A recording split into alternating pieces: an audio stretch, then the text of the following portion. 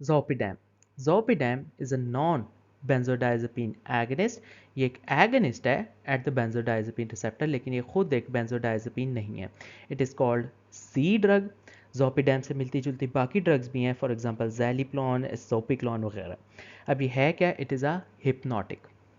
Majorly एक hypnotic है और कुछ हद तक इसका एंजियोलिटिक यानी सिडेटिव इफेक्ट भी हो सकता है, एमनीजिया भी कॉज करा सकता है, और बहुत लेस इसकी मसल रिलैक्सेंट एक्टिविटी भी है।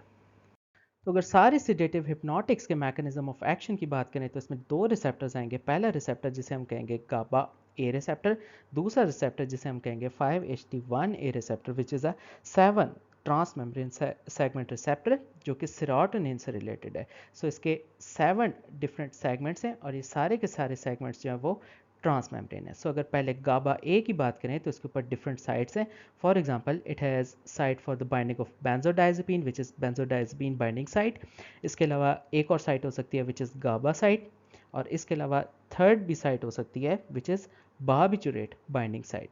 अब गाबा में से होता क्या है कि जितने ज़्यादा क्लोराइड आयंस जो है वो पास करेंगे, या जिसे हम कहें कि क्लोराइड आयन की कंडक्टेंस जो है वो इंक्रीज़ करेगी, तो उसकी वजह से क्या होगा कि जो न्यूरॉन्स की एक्साइटेबिलिटी है वो डिक्रीज़ कर जाएगी। सो जब न्यूरॉन्स की एक्साइटेबिलिटी डिक्रीज़ कर जाएगी तो हम कहेंगे कि हमने सिडेशन या हिप्नोसिस जो है वो अचीव कर लिया है। अब इस केस में डिफरेंट ड्रग्स जो है वो यूज़ कर सकते हैं। पहली ड्रग्स जो इन बेंजोडाइजेपिन रिसेप्टर्स को जाकर स्टिमुलेट करे उसमें आएगी डायज़ेपाम।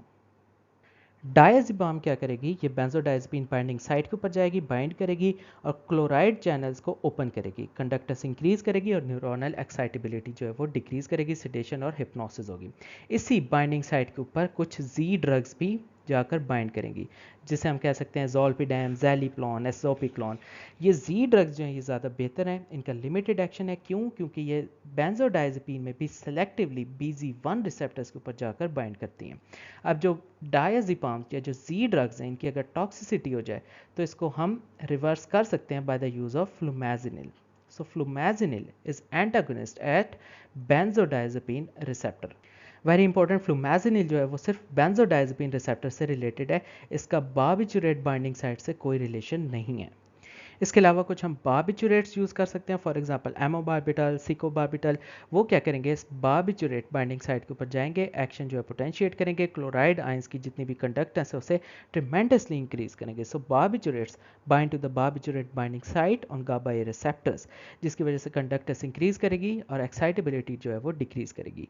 और इसमें आ सकता है ammo बार्बिटल।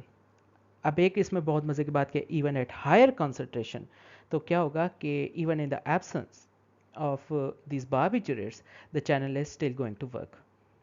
Then finally 5-HT1 which is serotonin related receptor से related भी हमारे पास कुछ ना कुछ ड्रग्स हैं। फॉर एग्जांपल हम यूज़ कर सकते हैं बसपायरॉन, और ये क्या करेगा? It is partial agonist at 5-HT1A receptor. So यहाँ पर जाकर एगनिस्ट का काम करेगा और क्या करेगा कि जो प्री साइनेप्टिकली फायरिंग हो रही थी सेरोटोनर्जिक न्यूरॉन्स की उसको जाकर इनहिबिट करेगा, जिसकी वजह से सिडेशन या हिप्नोसिस जो है वो हम अचीव कर लेंगे।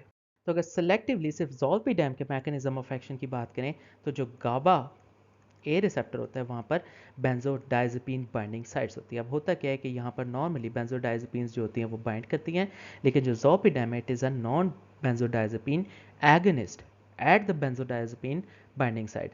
सो जो जोपिडेम है ये benzodiazepine 1 which is a more selective site इसके ऊपर जाकर बाइंड करेगा, और इस बाइंडिंग की वजह से क्या होगा कि क्लोराइड चैनल्स जो है वो ओपन हो जाएंगे। जब क्लोराइड चैनल ओपन होंगे तो कंडक्टेंस क्लोराइड की इंक्रीज करेगी। जब क्लोराइड की कंडक्टेंस इंक्रीज करेगी तो उसकी वजह से न्यूरोनल एक्साइटेबिलिटी और एक्टिविटी जो है वो डिक्रीज कर जाएगी। सो जोपिडेम मेजरली एक हिप्नोटिक है और बहुत थोड़ी हद तक इसका एंजियोलिटिक इफेक्ट है। ठीक है, थोड़ा सा एमनीजिया कॉज करेगी और बहुत ही थोड़ी मसल रिलैक्सेंट एक्टिविटी है, लेकिन मेजरली ये एक हिप्नोटिक है। फार्माकोकाइनेटिक्स की बात करें तो जो जोपिडेम है इट इज गिवन ओरली।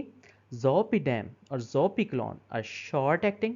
जोपिडेम की हाफ लाइफ 2 to 3 आवर्स है, जोपिक्लोन की हाफ लाइफ 6 आवर्स है।